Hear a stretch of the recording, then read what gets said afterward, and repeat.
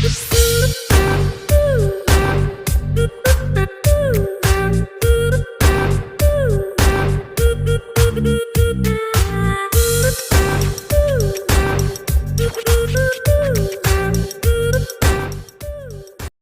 friends, welcome back to Alsa Essence.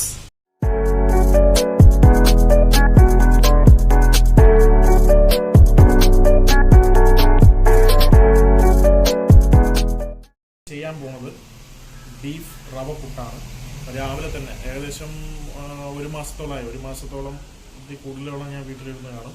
അപ്പോൾ ഞാൻ ഇത്രയും ദിവസം കഴിഞ്ഞ് ഇന്നാണ് ഞാൻ ചാല വരെയൊക്കെ പോയത്. അപ്പോൾ നമ്മൾ ചാലയിലൊക്കെ പോയി രാവിലെ തന്നെ ബീഫെല്ലാം വാങ്ങിയിട്ട് വന്നായിരുന്നു. അപ്പോൾ നമുക്ക് ബീഫ് റവ പുട്ടാണ് ഇന്നത്തെ നമ്മുടെ ഐറ്റം എന്ന് പറയുന്നത്. അപ്പോൾ നമുക്ക് അത് ഉണ്ടാക്കുന്ന വിശേഷത്തിലോട്ട് പോകാം, അതിൻ്റെ കാര്യത്തിലോട്ട് പോകാം.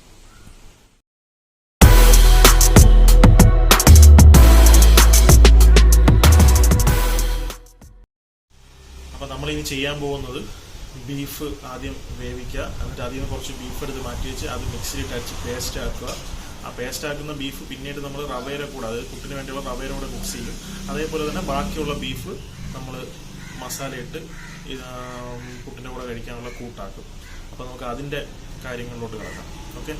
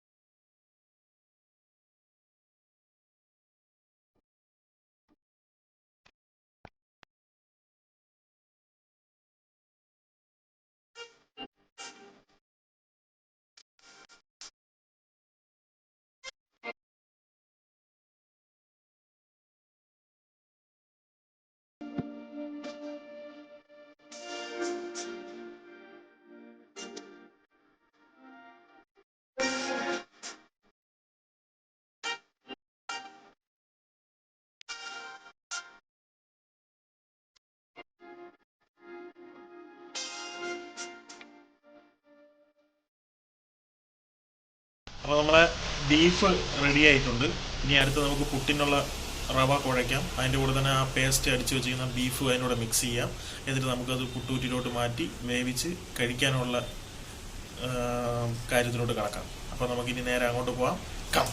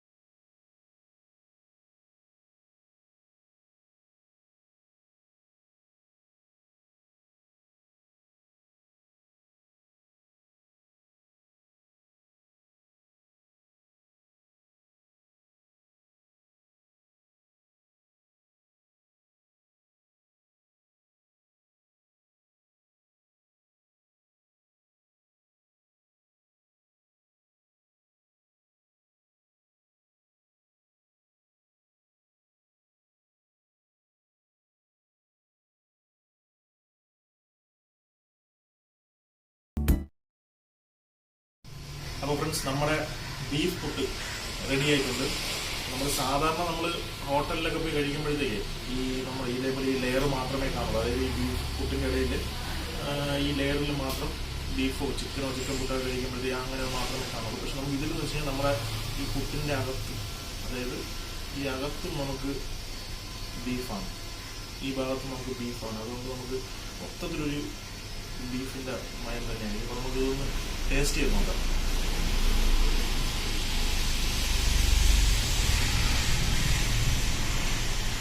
ചവയ്ക്കുമ്പോൾ തന്നെ നമുക്ക് ആ ഒരു ബീഫിൻ്റെ ഒരു ടേസ്റ്റ് ഉണ്ട്. നമുക്ക് ബീഫും കൂടെ മിക്സ് ചെയ്ത് നമുക്ക് കഴിച്ചോളാം. ബീഫ് കറി ഇരിപ്പുണ്ട്.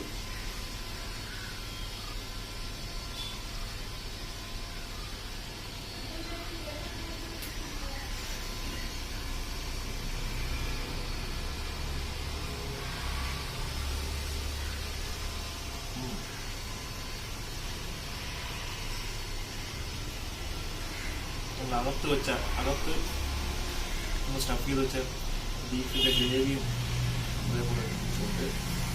അതിൽ നിന്നൊരു പീസും ബീഫിൻ്റെ ചാറും എല്ലാം കൂടെ മിക്സ് ചെയ്ത്